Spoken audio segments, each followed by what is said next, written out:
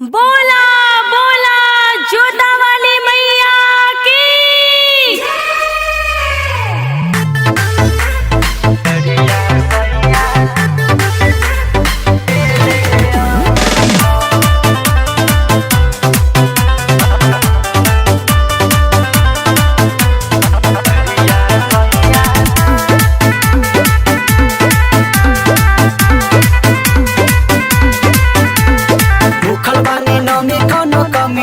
करी हो साथे साथे आरती में दिया बाहु बड़ी हो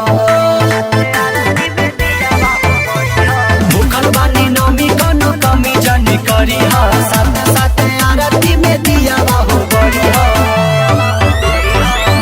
पूजा के समाज सगरो लिखी देले बानी जन भुलाई हो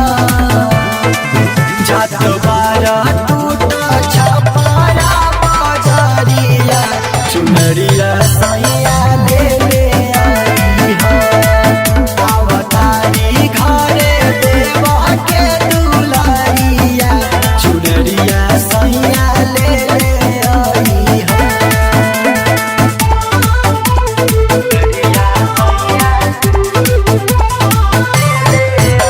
बोला बोला आमी वाली मैया की। माइये के कृपा से बहनल बानी मामी अन धन भरल बाबे बहन कौनो कमी माइये के कृपा से बहनल बानी मामी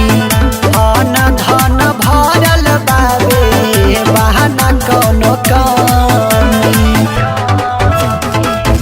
होई जागराता घरवा सबके बोलई ह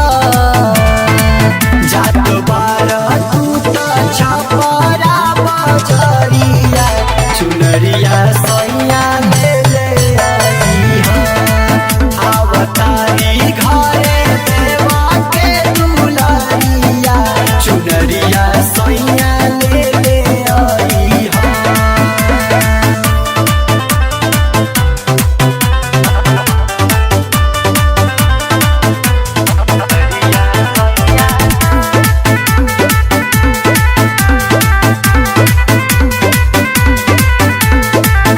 लिपि पोती घरवा अंगना